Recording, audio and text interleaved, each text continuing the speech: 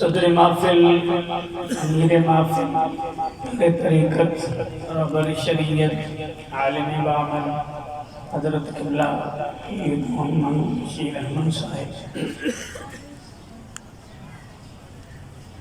پیر طریقت جناب قبلہ پیر محمد جمیل صاحب، انتہائی مشفق و محترم پیر ڈاکٹر محمد ساجد نظامی صاحب، دیگر جملہ معزز و محتشم مشائخ اعظام، پیران اعظام، علماء کرام، حفاظ کرام، سرزیت شام، سامعین حضرات، اللہ کے فضل و احسان سے ہم لوگ ایک بہت بڑی درگاہ پہ حاضر ہیں اور اللہ والوں کی مجلس میں بیٹھ کے ان عظیم شخصیتوں کی بارگاہ میں اپنی محبت اور عقیدت کا خراج پیش کرنے کے لیے جمع ہیں کہ جن کے توسل سے، جن کے تصدق سے، جن کی قربانیوں سے، جن کی کوششوں سے ہم لوگ مسلمان ہوئے اور ہم تک دین کا پیغام پہنچا۔ مرشد اولی کے اولی جانثار جن لوگوں نے آقا کریم صلی اللہ علیہ وآلہ وسلم کی صحبت پاک سے فیضیاب ہو کر دنیا کے کونے کونے میں حضور کے پیغام کو پہنچایا، جن کو صحابہ کرام کہا جاتا ہے، یہ وہ جماعت ہے کہ جو حضور کے بعد بننا بند ہو گئی ہے۔ حضور کے بعد پیر بھی آپ کو نظر آئیں گے، شیخ الحدیث بھی آپ کو نظر آئیں گے، فقیہ بھی آپ کو نظر آئیں گے، حفاظ اور قاری بھی آپ کو نظر آئیں گے، سید بھی آپ کو نظر آئیں گے۔ قیامت تک یہ سلسلے آگے چلتے رہیں گے اور قاری قرآن بھی آتے رہیں گے، حفاظ قرآن بھی آتے رہیں گے، علماء کرام بھی آتے رہیں گے، پیران اعظام بھی آتے رہیں گے۔ نہیں آتے تو صحابہ نہیں آتے، کیونکہ صحابی بننا بند ہو گئے۔ یہ ایک ہی جماعت تھی۔ صحابی بننے کے لیے صرف ایک شے کی ضرورت ہے۔ امام ابن حجر اسقلانی رحمۃ اللہ تعالی علیہ نے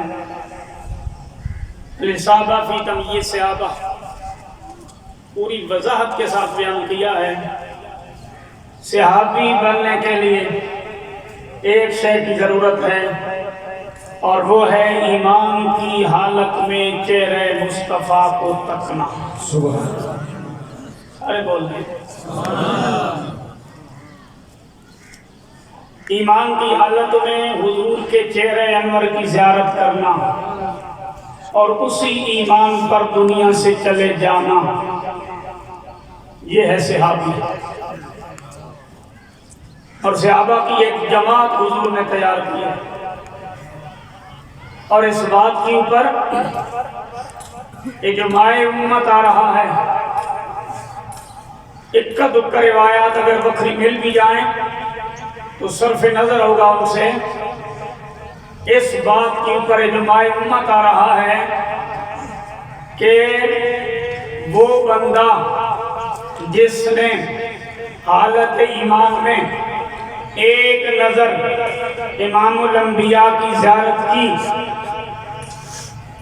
اسی ایمان کی حالت میں اسے موت آ گئی، نماز پڑھنے کا موقع نہیں ملا، روزہ رکھنے کا موقع نہیں ملا، صدقات و خیرات کا موقع نہیں ملا، جہاد کا موقع نہیں ملا، تلاوت ذکر اذکار کا موقع نہیں ملا، صرف وہی لمحے تھے، ادھر زیارت مصطفیٰ ہوئی، ادھر موت آ گئی۔ فرمایا وہ بندہ اس سے دنیا کے سارے ولی غوث کتب ابدال مل کر بھی مقابلہ نہیں کر سکتا۔ سارے بولے سبحان اللہ۔ اتنا اونچا درجہ کس سے ملا؟ اتنا بلند مقام اس کو کس شے نے عطا کیا؟ نماز اپنی جگہ فرض ہے، روزہ اپنی جگہ فرض ہے، مگر مولا علی نے باری تیری دین پر نماز اپنی جگہ فرض ہے، مگر صحابہ کرام کو یہ سارے فرائض پتہ، یہ ساری چیزیں ان کے سامنے تھیں، اور ان کو یہ بلند مقام جس شے نے عطا کیا ہے وہ آقا کریم کے چہرے انور نے عطا کیا ہے۔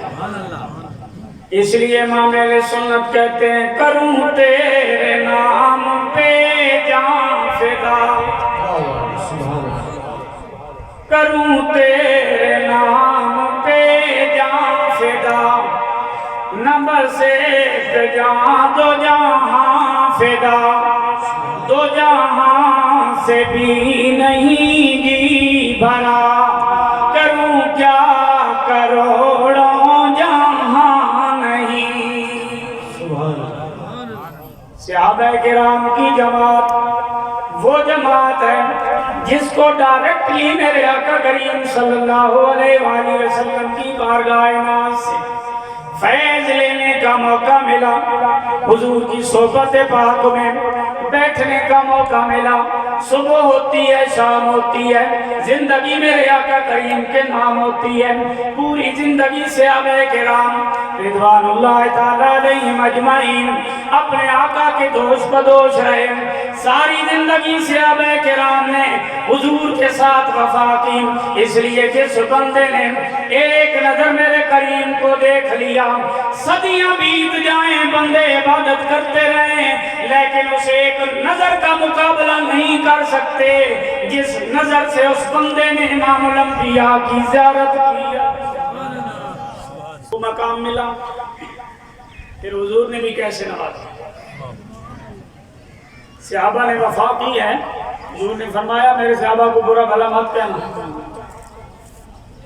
صرف کہنا نہیں، کوئی کہے تو سننا بھی نہیں ہے،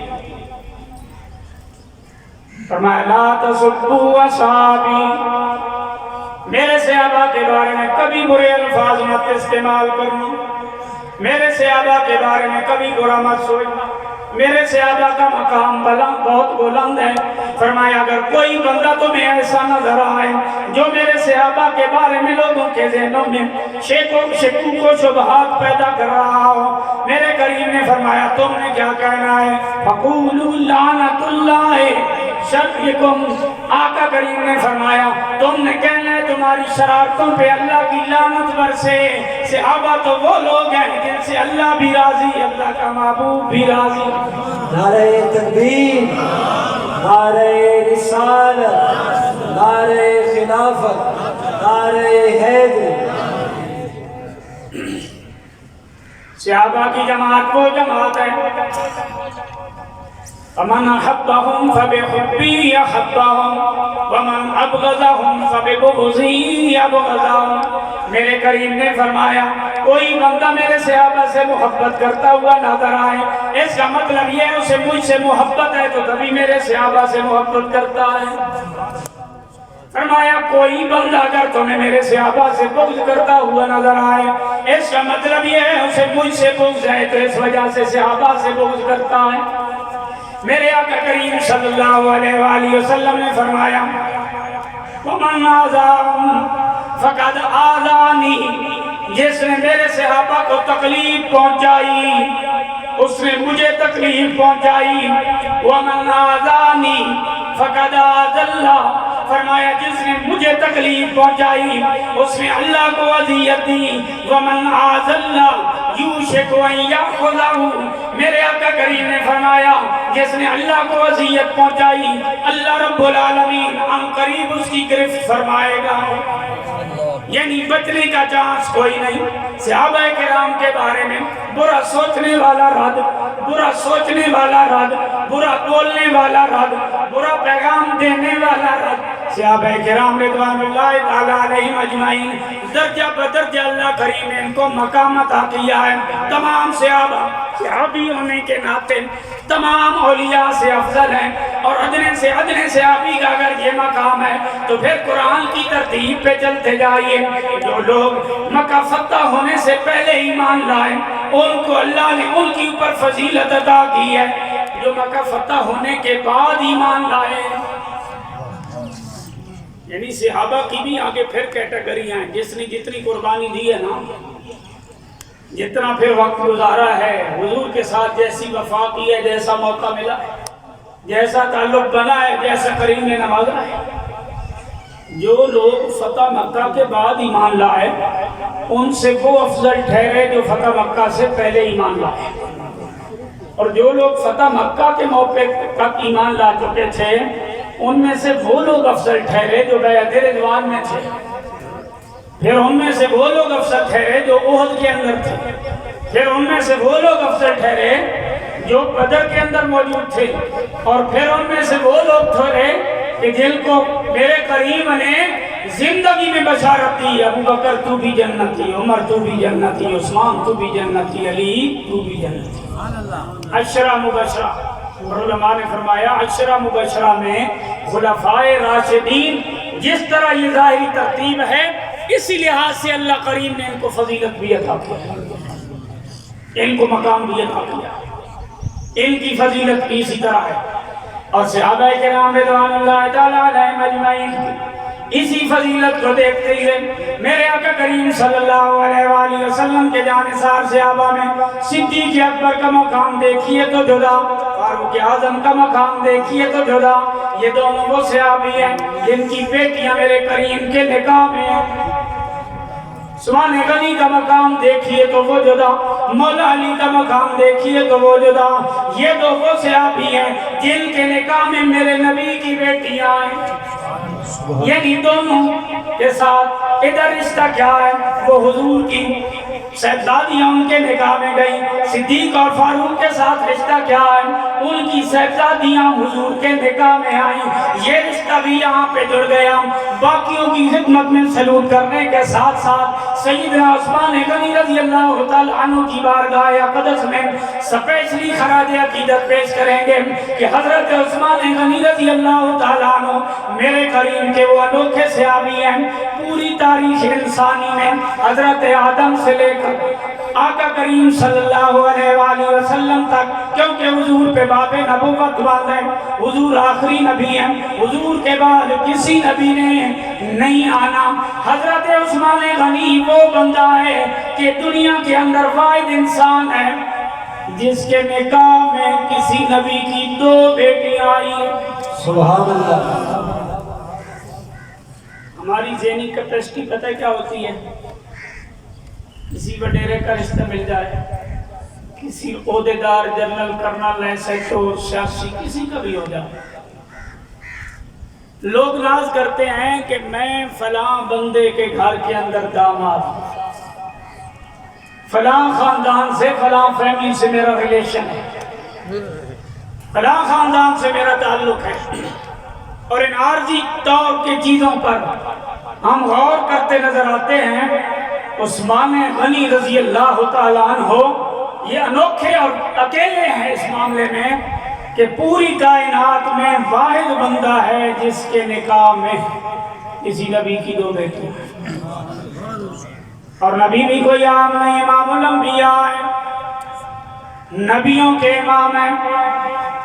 حضرت عثمان غنی رضی اللہ تعالیٰ عنہ بعد نے لکھا 5ویں بندے ہیں جنہوں نے کلمہ پڑھا، بعد نے لکھا 6 بندے ہیں جنہوں نے کلمہ پڑھا. یعنی بالکل ابتدائی دنوں کے اندر اسلام لانے والے، ان کے ذہن کے اندر سب سے پہلے اسلام کا پیغام ان کی خالہ جان سودا بن قریظ نے ڈالا. یہ سودا بن قریظ عروہ بن قریظ کی سبھی ہمشیرہ ہیں. عروہ بن قریظ وہ ہیں جو حضرت ام الحکیم البیدہ رضی اللہ تعالیٰ عنہ کی بیٹی ہیں ام الحکیم البیدا وہ ہیں جو حضرت عبد المطلب کی بیٹی ہیں. اور مزے کی بات آپ کو بتاؤں, ام الحکیم البیدا اور آقا کریم صلی اللہ علیہ وآلہ وسلم کے والد محترم حضرت عبداللہ رضی اللہ تعالیٰ عنہ یہ دونوں بہن بھائی جڑواں پیدا ہوئے. صرف یہ نہیں کہ سگے بہن بھائی ہیں, یہ جڑواں پیدا ہوئے. ام حکیم البیدا اور حضرت عبداللہ. ام حکیم البیدا رضی اللہ تعالیٰ عنہ کی بیٹی ہیں عروہ بنت قریظ. انہوں نے جو پہلا نکاح کیا تھا نا عفان کے ساتھ, اس سے حضرت عثمان پیدا ہوئے اور ایک بیٹی آمنہ پیدا ہوئی. تو حضرت عثمان اس رشتے سے حضور کے بھانجے لگتے ہیں, اس رشتے سے پھوپھی زاد کے بیٹے. تو اس رشتے سے حضرت عثمان غنی رضی اللہ تعالیٰ عنہ حضور کے بھانجے لگتے ہیں. عروہ بن قریظ کی دوسری ہمشیرہ ہیں سودا بن قریظ. ان کو کوئی اللہ نے ایسا علم عطا کیا تھا کہ جس کے ساتھ یہ بات کی خبریں دیا کرتی تھی. وہ علم نجوم تھا جو بھی تھا. انہوں نے کیا کیا, ایک دن سیدنا عثمان غنی رضی اللہ تعالیٰ عنہ, اور آپ کو بتاؤں کہ یہ بچپن سے ہی حسین تھے, انتہائی خوبصورت انسان تھے, یہ بہت خوبصورت سونے تھے.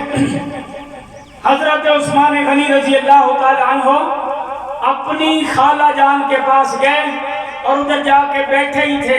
آقا کریم کو اعلان نبوت کی کچھ دن گزرے تھے, لوگوں کو پتہ چل رہا تھا بھائی نبی کریم نے اعلان نبوت فرما دیا ہے.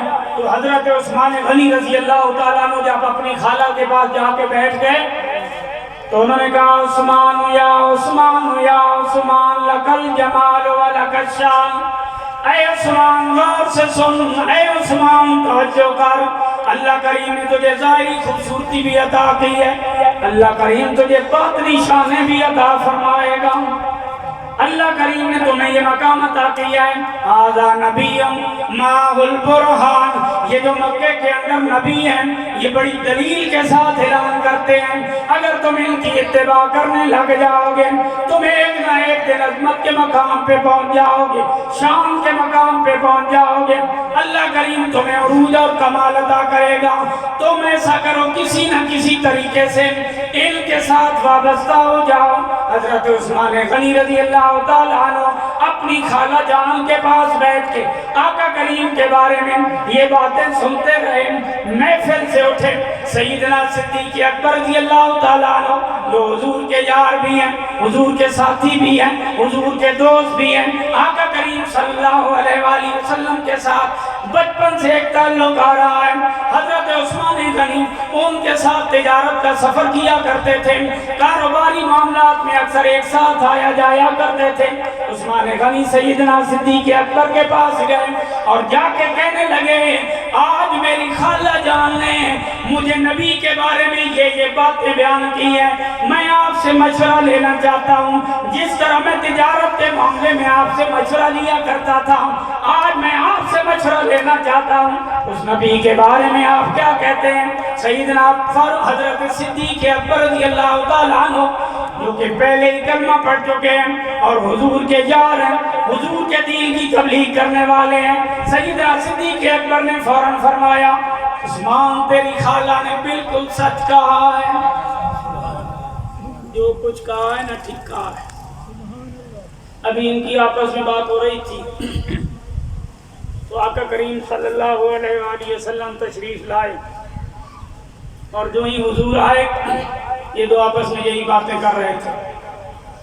عثمان نے پھر دیر نہیں لگائی, پہلے خالہ کی باتیں کانوں میں پڑ چکی تھی, صدیق اکبر کی تصدیق اوپر سے ہو چکی تھی. جو ہی آقا کریم صلی اللہ علیہ وآلہ وسلم کے ساتھ ملاقات ہوتی ہے عثمان فوراً کلمہ پڑھتے ہیں.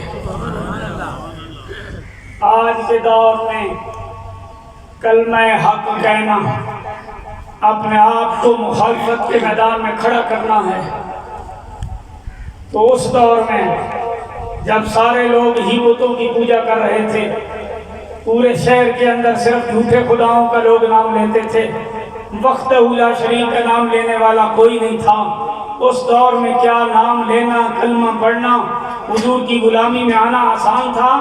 ادھر عثمان نے کلمہ پڑھا، ادھر ان کا جو چچا تھا اس نے کیا کیا، اس نے کہا حکم بن ابلاس، اس نے کیا کیا، اس نے حضرت عثمان کو ایک کوٹھری میں بند کر دیا، گوبر اکٹھا کیا، لکڑیاں اکٹھی کی، دھوئیں کا بندوبست کیا، پورا ماحول دھوئیں کا کر دیا کہ سانس کی گھٹن ہوگی، رہنے میں تکلیف ہوگی، اور جب یہاں اس کی زندگی تنگ ہوگی تو یہ واپس آئے گا۔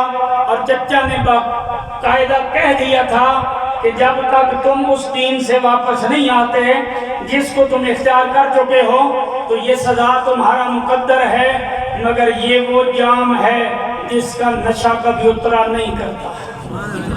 سبحان اللہ۔ حضرت عثمان غنی رضی اللہ تعالیٰ عنہ تنہا کوٹھری کے اندر دھونے کی کیفیت میں سانس کی گھٹن کے ساتھ انتہائی مشکل صورتحال کے ساتھ دن کاٹتے رہے۔ چچا تجربہ کرتا رہا، کبھی آتا حال پوچھتا، بتاؤ ارادہ کیا بنا، طبیعت کیسی ہے، واپسی کے آثار بنے کہ نہیں بنے، اب تمہارا کیا ارادہ ہے؟ حضرت عثمان غنی ہر مرتبہ یہی جواب دیتے، میں جس سفر کر آئی ہو چکا ہوں وہاں سے واپسی کا کوئی ارادہ نہیں ہے، جہاں میں جا چکا ہوں وہاں سے واپس میں نے کوئی نہیں آنا۔ چچا کہتا تمہاری سزا یہی ہے، حضرت عثمان کہتے یہی سزا ہے تو کیا ہوگا، بہت ہوگا تو جان جائے گی، بہت ہوگا تو زندگی جائے گی، لیکن میں اسلام پہ دینے کے لیے تیار ہوں۔ حضرت عثمان غنی نے جب اس مصمم ارادے کے ساتھ حضور کی غلامی کا دم بھرا، آخر چچا نے گھٹنے ٹیک دیے، اس نے آزاد کر دیا، اس نے کہا ٹھیک ہے جو مرضی کرو۔ حضرت عثمان غنی مسلمانوں میں پہلا جوڑا ہے جنہوں نے ہجرت کی ہے۔ حضرت رقیہ کا نکاح میرے کریم نے حضرت عثمان سے کیا، اور یہ وہ جوڑا ہے جس کے بارے میں میرے آقا کریم صلی اللہ علیہ وآلہ وسلم فرمایا کرتے تھے کہ اے اسامہ کو چند تحفے دیے میرے کریم نے، فرمایا جاؤ عثمان کے گھر میں یہ تحائف دے کے آؤ۔ حضرت اسامہ بن زید حضرت عثمان غنی کے گھر میں گئے اور جا کے تحائف دیے۔ جب واپس پلٹے حضرت اسامہ سے میرے کریم نے پوچھا اے اسامہ تحفے دے آئے ہو؟ جی آقا دے آیا ہوں۔ فرمایا دونوں میاں بیوی کی زیارت بھی کی ہے؟ جی آقا کی ہے۔ میرے کریم نے فرمایا کیا ان جوڑے سے زیادہ حسین بھی کوئی دیکھا ہے؟ سبحان اللہ۔ یعنی اللہ کریم نے حسن و جمال کا پیکر جوڑا بنایا ہے۔ میرے آقا کریم صلی اللہ علیہ وآلہ وسلم کی صاحبزادی نکاح میں آئی حضرت عثمان غنی 900 میل کا سفر اپنی اہلیہ کے ساتھ کر کے گئے حبشہ کی طرف۔ 900 میل، ہوائی جہاز پہ نہیں جانا، ریل پہ نہیں جانا، موجودہ دور کی گاڑیوں پہ نہیں جانا، صحرا ہے، پہاڑی ہے، ندی نالے ہیں، راستے کے کٹھن مرحلے ہیں، اور آخر پہ سمندر بھی ہے۔ یہ سب کچھ طے کر کے گئے، اتنا دور کا سفر۔ اس سے آپ اندازہ فرمائیں کہ یہ دین کتنا ضروری ہے اور اس دین کے لیے قربانی دینا کتنی ضروری ہے۔ صاحب عرص کے میں نے حالات پڑھے، ڈاکٹر ساجد نظامی صاحب کو اللہ خوش رکھے، انہوں نے مہیا فرمائے۔ صاحب عرص کے میں نے حالات پڑھے تو میں نے دیکھا کہ یہ بزرگ کس دور میں اس ویرانے کے اندر تشریف لائے تھے۔ آج ہے نا آپ کو ایسی بلڈنگیں بھی نظر آ رہی ہیں، آپ کو ایسے مدارس بھی نظر آ رہے ہیں، اور ایسے آستانے بھی اب کم ہی نظر آتے ہیں جہاں مسجد زیادہ خوبصورت ہو، مدرسہ زیادہ خوبصورت ہو اور مزار کی بلڈنگ عام سی۔ توجہ کریں میرے بات، سبحان اللہ، بڑی قابل توجہ بات ہے یہ، اور اس نے انتہائی متاثر کیا، کیونکہ ہم جس دور سے گزر رہے ہیں اس دور میں مساجد اور مدارس پہ وہ توجہ نہیں ہوتی جو مزار پہ ہوتی ہے۔ لہذا یہ غنیمت ہے اس دور میں کہ اللہ کا گھر دیکھو تو روح خوش ہو جاتی ہے، مدرسے کی لائبریری دیکھو تو دل خوش ہوتا ہے، اور صاحب مزار کی قبر پہ بیٹھ کے اگر آپ فاتحہ خوانی کریں اور پھر توجہ کر کے کریں تو پھر سمجھ آتی ہے کہ باہر قبر کے اندر کوئی بندہ لیٹا ہے. سبحان اللہ. لیکن وہ کون سا دور تھا جس دور میں صاحب عرس یہاں تشریف لائے تھے؟ کوئی راستہ ہوگا، کوئی سڑک ہوگی، کوئی عوام ہوگی، کوئی زندگی کی آسائشیں ہوں گی. اس جنگل یا بیاباں کے اندر اگر اس مرد کلندر نے ڈیرا لگایا یا سفر کیا تو دنیا کمانے کے لیے نہیں کیا، محض دین کے لیے کیا. اور یہی اللہ والوں کی سب سے بڑی نشانی رہی ہے کہ وہ شہروں کو آباد نہیں کرتے، وہ ویرانوں کو آباد کرتے. ان کا طریقہ یہی رہا ہے کہ اللہ والوں نے ہمیشہ وہاں ڈیرا لگایا ہے. شاید اس کے اندر بھی کوئی رمز ہو کہ وہ یہ سمجھتے ہوں کہ ہم وہاں جا کے اپنے مالک کا نام بلند کریں کہ ہماری تاروں کو پھر درمیان میں کوئی ڈسکنیکٹ نہ کر سکے. عالم تنہائی ہو اور اپنے مالک سے لو لگائی ہو، اس کیفیت کے اندر یہ لوگ زندگیاں گزار گئے. اور اللہ والوں کی یہ علامت اور نشانی رہی ہے. شاید آپ کے علم میں نہ ہو، 1912 میں صاحب مزار صاحب عرس پیدا ہوئے اور 1978 میں آپ نے وصال فرمایا. اور میں نے پڑھا کہ 78 میں جب آپ کا وصال ہوا اس وقت بھی کراچی کے اندر ایک مدرسہ تعمیر فرما رہے تھے. سبحان اللہ. مدرسے کی تعمیر کے اندر مشغول تھے. یعنی یہاں جنگل میں رہ کے کراچی شہر تک مدارس بنائے، اور مدارس ہی وہ شے ہے جو لوگوں کو دین مہیا کرتے ہیں. تو حضرت عثمان غنی نے اپنی اہلیہ محترمہ کے ساتھ جو سفر کیا تھا حبشہ کا، جو ہجرت کی تھی، وہ تجارت کے لیے نہیں کی تھی. حضرت عثمان غنی نے جو ہجرت کی وہ کاروبار کے لیے نہیں، پیسے کے لیے نہیں. اپنے وطن کو چھوڑا کس لیے چھوڑا؟ صرف دین کے لیے. میرا دین بچ جائے، دین محفوظ رہے. حضرت عثمان غنی ذوالہجرتین ہیں، یعنی یہ وہ ہیں جنہوں نے حبشہ کی طرف بھی ہجرت کی، یہ وہ ہیں جنہوں نے مدینہ کی طرف بھی ہجرت کی.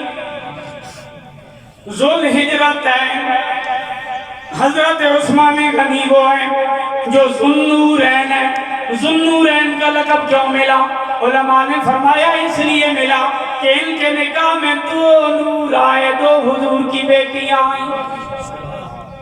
حضرت رقیہ رضی اللہ تعالیٰ عنہ، آپ کا جب وصال ہویا غزوہ بدر کے موقع پہ جب آپ نے وصال فرمایا، ان کے وصال کے بعد میرے آقا کریم صلی اللہ علیہ وآلہ وسلم نے حضرت ام کلثوم کا نکاح حضرت عثمان غنی سے کیا. یہ دوسری بیٹی ہے حضور کی جو حضرت عثمان غنی کے نکاح میں آئی. اور جس وقت حضرت ام کلثوم کا بھی وصال ہو گیا، اس وقت جو میرے کریم کی کیفیت تھی وہ سنیے آپ حیران ہو جائیں گے. میرے کریم نے اعلان فرمایا میری بیٹیاں حضرت عثمان غنی کے نکاح میں ایک گئی، دوسری گئی سیدہ خاتون جنت مولا علی کے نکاح میں جا چکی ہیں. اب حضور کی کوئی بیٹی نہیں ہے، لیکن میرے کریم نے فرمایا اگر میری کوئی بیٹی اور ہوتی میں عثمان کے نکاح میں دیتا.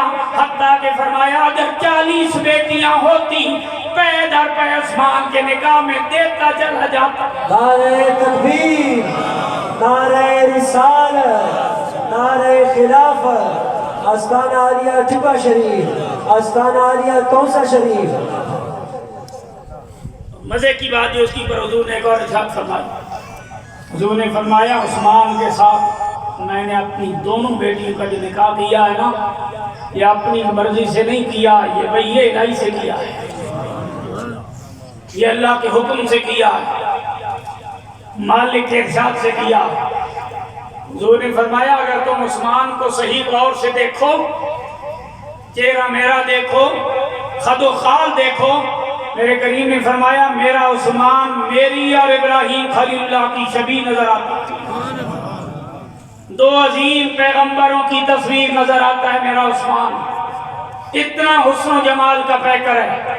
اور حضرت عثمان غنی رضی اللہ تعالیٰ عنہ نے بھی پھر کمال وفا کی ہے.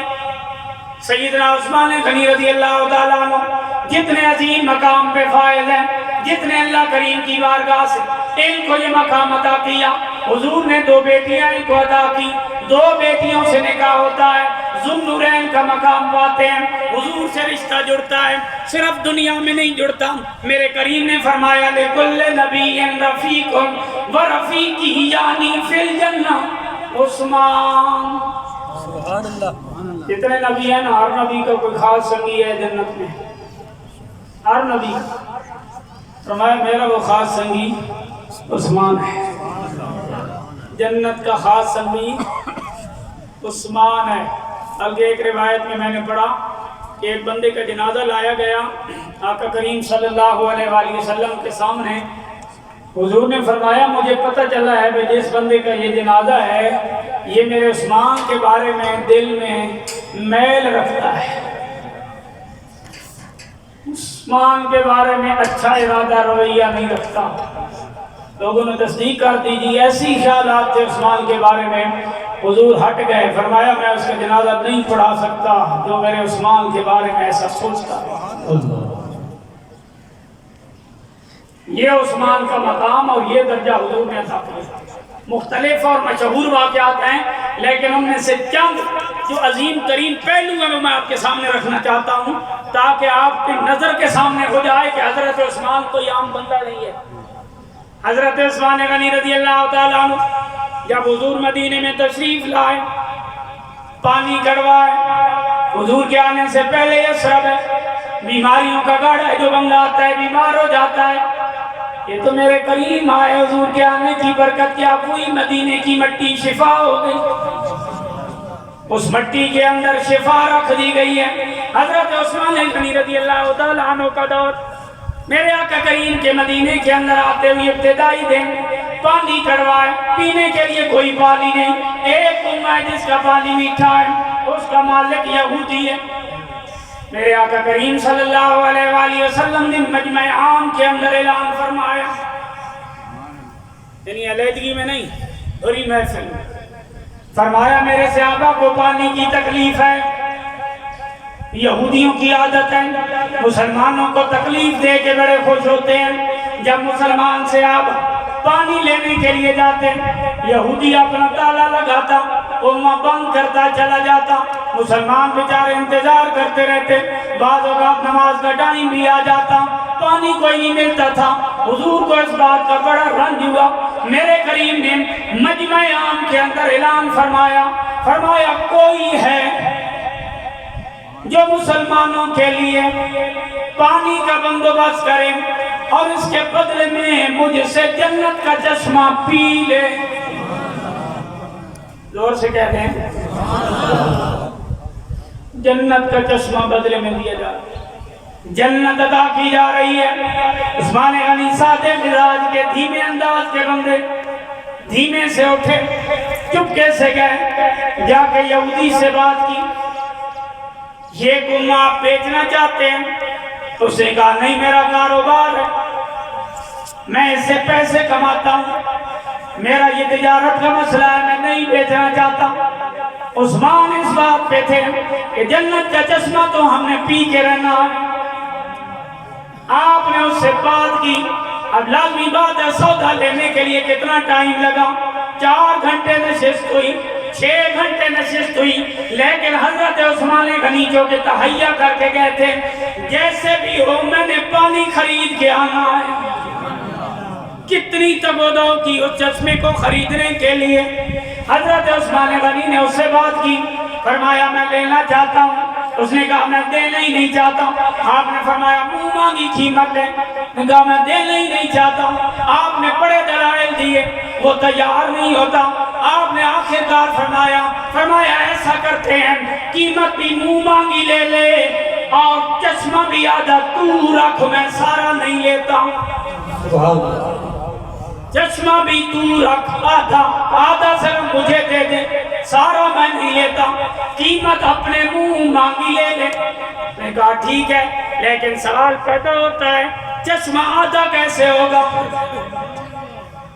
پانی جو اندر سے ابھر رہا ہے، چشمہ آدھا کیسے ہوگا؟ عثمان غنی نے پھر حل بتایا، آپ نے فرمایا آدھا ایسے ہوگا، میں نے تجھے قیمت دے دی، تجھ نے مجھ سے قیمت لے لی، اب آدھا تیرا آدھا میرا کیسے ہوگا؟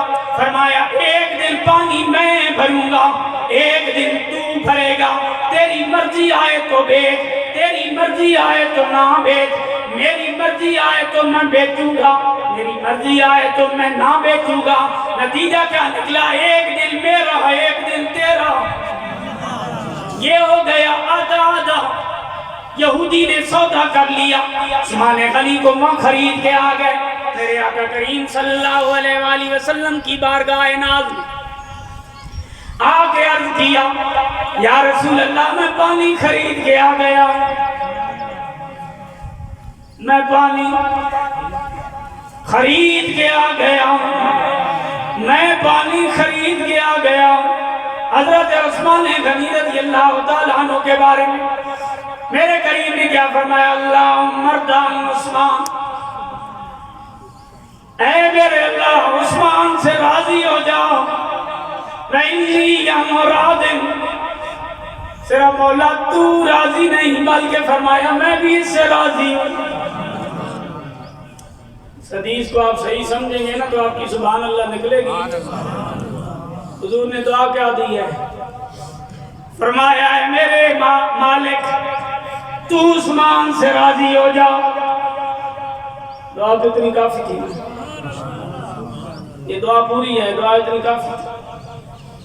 آگے فرمایا میں بھی اس سے راضی ہوں۔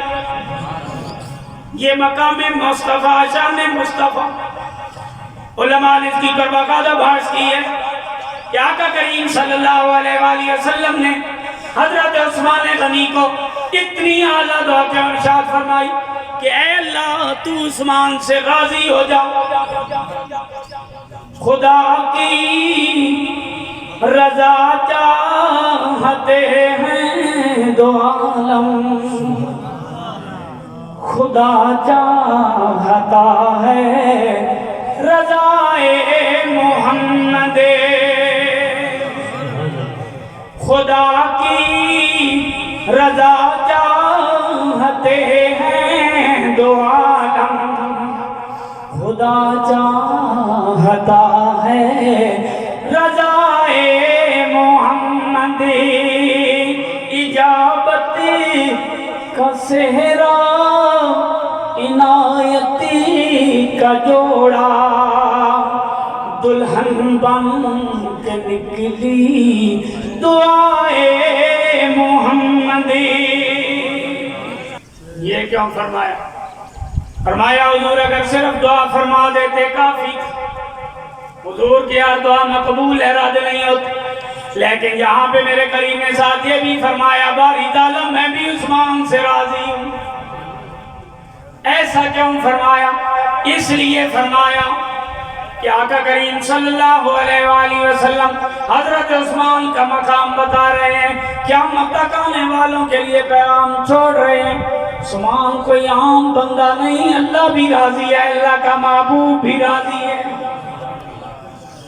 اور پھر کمال یہ ہے آقا کریم صلی اللہ علیہ وآلہ وسلم نے یہ دعا ایک مرتبہ نہیں دی، میرے کریم نے یہ دعا عثمان کو اس موقع پر بھی دی جس وقت حضرت عثمان نے بحر روما خریدا، میرے کریم نے یہ دعا اس وقت بھی دی جس وقت حضرت عثمان نے مسجد نبوی کے لیے جگہ خریدی۔ بھائی کوئی 10-20 ہزار روپیہ مسجد میں دے جائے، ہم کہتے ہیں واقعی بندہ ٹھیک ہے، 10-20 ہزار بھی مسجد میں لگا دیا ہے بھی ٹھیک، لیکن اگر کوئی بندہ مسجد کے لیے زمین دے، کمال ہے کہ نہیں؟ میرے اور آپ کی محلے کی مسجد کے لیے کوئی بندہ زمین دے، اللہ کا گھر ہے، یہ بھی کمال ہے۔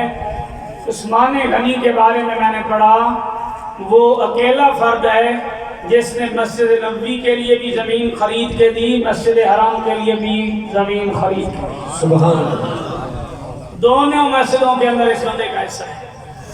مسجد نبوی کی ابتدائی زمین سیدنا صدیق اکبر نے خریدی تھی، اور پھر جب نمازیوں کے لیے جگہ تنگ ہو گئی تو آقا کریم صلی اللہ علیہ وآلہ وسلم نے اعلان فرمایا کوئی بندہ اس مسجد کے لیے زمین کا وہ خطہ خریدے اور بدلے میں مجھ سے جنت کا ٹکڑا لے لے۔ کیا مالک ہیں؟ مالک کونین ہیں، وہ پاس کچھ رکھتے نہیں۔ مالک کونین ہیں، وہ پاس کچھ رکھتے نہیں۔ دو جہاں کی نعمتیں ہیں ان کے خالی ہاتھ میں۔ میرے آقا کریم نے فرمایا کوئی جنت مجھ سے بدلے میں لے لیں۔ عثمان غنی رضی اللہ تعالیٰ عنہ اٹھے، زمین کے خطے کے مالک سے جا کے بات کی، سودا طے کیا، پیسے دیے، واپس آ کے آقا کریم کی بارگاہ میں عرض کیا یا رسول اللہ میں نے جگہ خرید لی ہے، مسجد کے لیے وقف بھی کر دی ہے۔ صدیق اکبر حضرت عثمان غنی رضی اللہ تعالیٰ عنہ نے عرض کیا میں نے جگہ خرید دی ہے، مسجد کے لیے وقف کر دی ہے۔ کون سا موقع ہے جب عثمان نے مال نہیں لگایا؟ حضرت عثمان غنی رضی اللہ تعالیٰ عنہ نے بیر روما کا موقع آیا تو خرچہ کیا، مسجد نبوی کے لیے جگہ خریدنی پڑی تو خرید کے دی، خانہ کعبہ اللہ کے گھر کو وسیع کرنے کا موقع آیا، حضرت عثمان غنی نے مسجد جگہ خرید کر دی۔ آقا کریم صلی اللہ علیہ وآلہ وسلم کے اتنے معتبر صحابی، حدیبیہ کا موقع ہے، میرے آقا کریم صلی اللہ علیہ وآلہ وسلم 1500 صحابہ کے ساتھ، کتنے؟ 1500 صحابہ کے ساتھ جا رہے ہیں۔ جب وہاں پہنچے کھلبلی مچ گئی، مکے والوں نے وہاں سے یہ کہا جی آپ نہیں آ سکتے، یہاں نہیں آ سکتے، پہلے مذاکرات ہوں گے، بات ہوگی۔ ان کو یہ غلط فہمی ہو گئی بھائی شاید یہ جنگ کرنے کے لیے آ رہے ہیں۔ حضرت عثمان غنی کو حضور نے اپنا سفیر بنایا، قابل توجہ بات، حضرت عثمان غنی کو 1500 صحابہ میں سے حضور نے سفیر بنا کے بھیجا۔ وہ صحابہ جنہوں نے احرام باندھ رکھے ہیں، عام اسلحہ پاس نہیں ہے، خال تلوار نیزے کسی کے پاس ہیں، اس ماحول میں حضرت عثمان کو سفیر بنا کے بھیجا۔ مجھے بتائیں اتنے نازک حالات میں سب سے معتبر بندے کو بھیجا جاتا ہے یا جس کا اعتبار ڈاواں ڈول اسے بھیجا جاتا ہے؟ کتنا معتبر کہ حضرت عثمان غنی گئے، کیونکہ حضور جانتے تھے اگر انہوں نے اتنا ہی بتا دیا نا بھائی ان کے پاس تو ہے ہی کچھ نہیں تو وہ دلیر ہو جائیں گے۔ 1500 ضرور ہیں لیکن وہ دلیر ہو جائیں گے، بھائی ہاتھ میں اتنا حسلہ تو ہے نہیں۔ حضرت عثمان غنی نے جا کے ان کے ساتھ بات کی، ہم جنگ نہیں کریں گے، لڑنے کے لیے نہیں آ رہے، اگر تلواریں ہوں گی نیاموں کے اندر بند رکھیں گے، ہم صرف خانہ کعبہ کا طواف کریں گے، عمرہ کریں گے، واپس چلے جائیں گے، اتنی سی بات ہے۔ لیکن کفار مکہ نہیں مانتے۔ کیوں نہیں مانتے؟ وہی ضد، وہی انا جو آج بھی بعض جگہ جائے لوگوں میں پائی جاتی ہے۔ وہ کہتے ہیں جی کل ہم نے ان کو ہجرت پہ مجبور کیا، کل ہم نے ان کو یہاں سے نکالا، یہ مجبور ہو کے یہاں سے ہجرت کے لیے چلے گئے، آج اگر یہ آتے ہیں اور آ کے آرام کے ساتھ عمرہ کر کے چلے جاتے ہیں تو ہماری تو ناک ہی کٹ جائے گی۔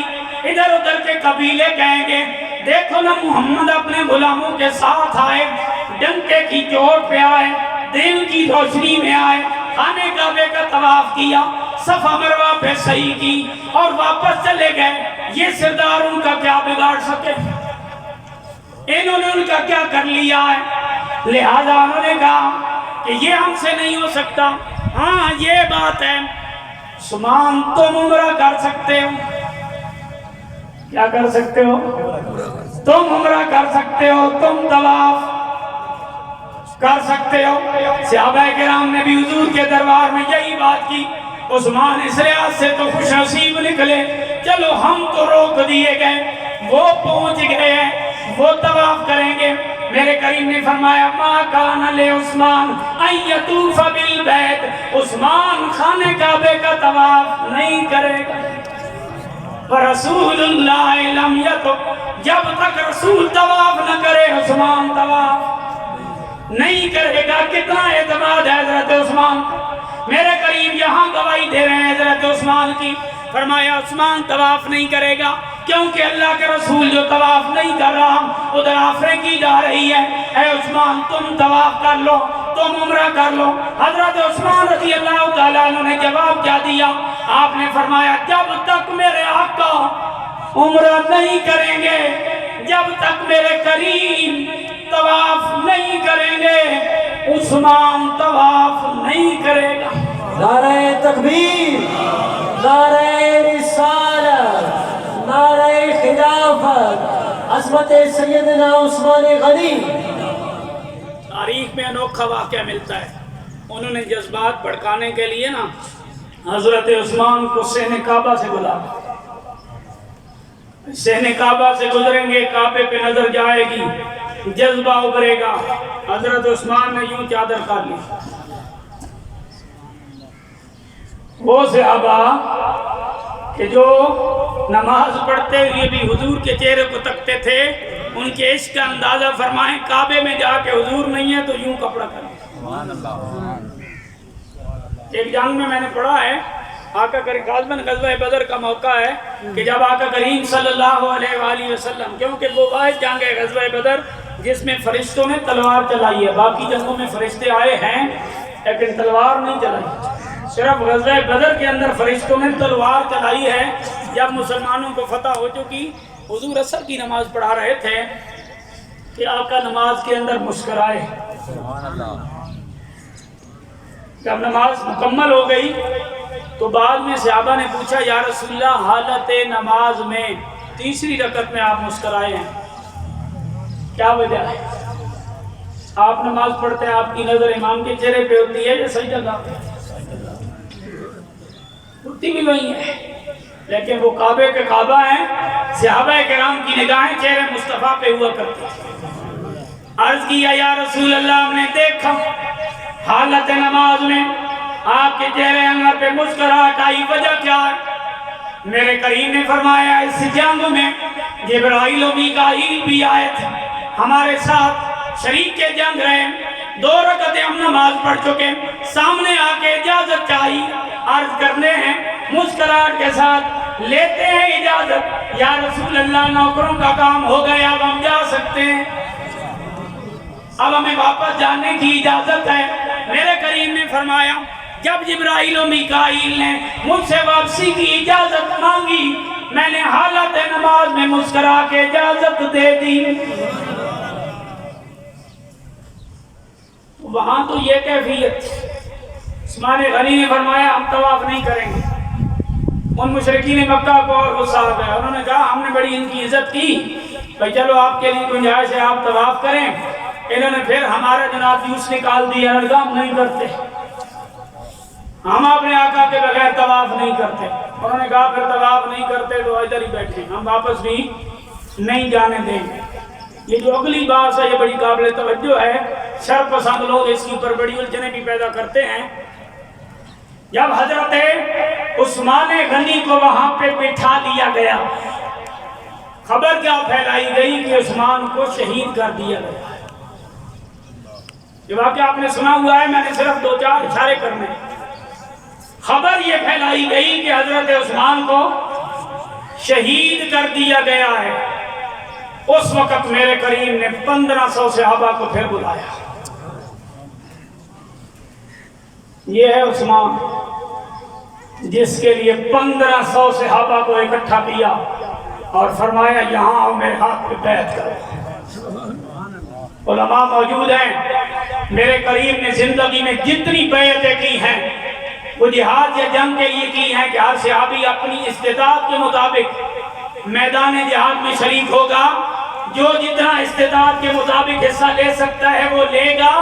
یہ واحد موقع ہے جس پر میرے کریم نے موت کی پر بیعت کی، حضور نے موت پہ بیعت کی کیا فرمایا افواہ پھیلائی گئی ہے کہ میرے عثمان کو شہید کیا گیا ہے، اس لیے سارے آؤ یہاں بیعت کرو کہ ہم عثمان کا بدلہ لیے بغیر نہیں جائیں گے، یا خود عثمان کی طرف مر جائیں گے یا ان کو مار کے جائیں گے، اس کے بغیر کوئی صورت واپسی کی نہیں ہے۔ سبحان اللہ۔ کوئی بندہ، یعنی اگر اکیلا بندہ بھی رہ جائے نا اس بیعت میں، باقی سارے ساتھ شہید ہو جائیں، اس کے اوپر بھی لازم ہے کہ وہ بھی وہاں مر جائے یا مار کے جائے، واپسی کا راستہ نہیں ہے۔ تو حضرت عثمان کے لیے میرے کریم نے صحابہ کو اکٹھا کیا، فرمایا آؤ ادھر بیعت کرو، اور یہی موقع ہے جس پہ قرآن نے بیان کیا اللہ راضی ہو گیا جب مومن بیعت کر رہے تھے۔ 1500 صحابہ نے بیعت کی۔ آپ تو بیعت ہوتے بھی رہتے ہیں، بیعت پہ کتنا ٹائم لگتا ہے؟ 1 منٹ، 2 منٹ، 3 منٹ، بیعت پہ کتنا ٹائم لگتا ہے؟ چلو 2-3 نہیں، میں آدھا منٹ ہی کر لیتا ہوں۔ بیعت پہ آدھا منٹ لگاؤ۔ صحابہ کتنے ہیں؟ 1500۔ منٹ کتنے بنے؟ 750۔ گھنٹے کتنے بنے؟ 12.5 گھنٹے۔ 12.5 گھنٹے میرے کریم نے یوں ہاتھ رکھا عثمان کے ہاتھ، عثمان کے لیے بیعت لے رہے ہیں۔ سبحان اللہ۔ علی گواہ ہے، صحابہ کرام حضور کے دست مقدس کو پکڑ کے بیٹھے رہے کہ حضور کا ہاتھ تھک نہ جائے۔ 12.5 گھنٹے، کم سے کم میں حساب لگا کے دے رہا ہوں آپ کو کہ میرے کریم نے 12.5 گھنٹے کم از کم اس ٹائم صرف کیا اس کے لیے، عثمان کے بدلے کے لیے۔ کہ سبحان اللہ پہ بھی سبحان اللہ۔ لیکن اس بات کو آپ سمجھیں، میرا تیرا ٹائم نہیں ہے، یہ امام الانبیاء کا ٹائم ہے۔ یہاں تو خطیب نے اگر آدھا گھنٹہ آپ کو تقریر کر کے دینی ہو تو 50,000 پہلے لیتا ہے، اور اگر خطیب 50,000 نہ بھی لے رہا ہو تو ضرور لیے جاتے ہیں، کیونکہ 25,000 ایجنٹ نے جیب میں ڈالنے ہوتے ہیں۔ یہ آج کے خطیب کا حال ہے، اور وہ امام الانبیاء ہے۔ وقت وہ قیمتی ہے کہ نہیں؟ سارے بولیے کتنا قیمتی وقت ہے، کم سے کم اندازہ لگائیں۔ 12.5 گھنٹے میرے کریم نے یوں ہاتھ رکھا، کس لیے؟ عثمان کی اہمیت کو سمجھیے، عثمان کے لیے یہ وقت حضور نے دیا۔ بیعت لی، عثمان کا بدلہ لیے بغیر نہیں جائیں گے۔ 2 ٹبر جہاں کھڑے ہو گئے، ایک نے کہا پتہ ہی کوئی نہیں تھا، پتہ ہی کوئی نہیں تھا، بیعت لیتے رہے۔ اس کا جواب تو حضور نے فوراً دیا، فوراً دیا۔ ملا علی قاری نے حدیث نقل کی ہے، مشکات کے اندر ہے، باقی حدیث کی کتابوں کے اندر موجود ہے۔ میرے آقا کریم صلی اللہ علیہ وسلم نے جب 1500 صحابہ کی بیعت ہو چکی تو میرے کریم نے فرمایا یہ عثمان کا ہاتھ ہے، یہ دل یمنا کے الفاظ ہیں، فرمایا یہ عثمان کا ہاتھ ہے، اور یہ بیعت عثمان کی طرف سے بیعت ہے۔ سوال پیدا ہوتا ہے جب افواہ یہ پھیلائی گئی کہ عثمان شہید ہو گئے ہیں تو پھر حضور نے ان کی طرف سے بیعت کیوں کی؟ حضور یہ جو بیعت کر رہے تھے یہ دراصل بتا رہے تھے کہ عثمان شہید نہیں ہوئے، عثمان زندہ ہیں، کیونکہ یہاں جو بیعت کر رہے تھے وہ سارے زندہ تھے، اور حضور نے اپنے اس ہاتھ کو فرمایا یہ عثمان کا ہاتھ ہے، اور اس کے ساتھ حضور نے فرمایا یہ عثمان کی طرف بیعت ہے۔ اس نور نبوت کے ساتھ حضور نے فرمایا عثمان زندہ ہے، پھر حضور نے بیعت کیوں نہیں؟ جب حضور کو یہ پتہ ہے کہ عثمان زندہ ہے، حضور کو یہ پتہ ہے عثمان موجود ہے، پھر 12.5 گھنٹے کیوں لگائے؟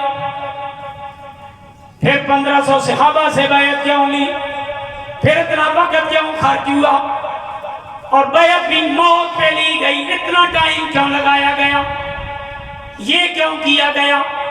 علماء کی بڑی پیاری بات، علماء نے فرمایا یہ اس لیے کیا کہ اگر افواہ پھیل جاتی کہ عثمان غنی شہید ہو گئے ہیں اور حضور بیعت نہ لیتے، کوئی رد عمل ظاہر نہ ہوتا، کوئی نتیجہ سامنے نہ آتا تو جو پروپیگنڈا لوگ آج کر رہے ہیں وہ پھر کرتے نظر آتے ہیں۔ اگر عثمان کی کوئی ویلیو ہوتی، کوئی نہ کوئی ریئیکشن تو ہونا چاہیے تھا نا۔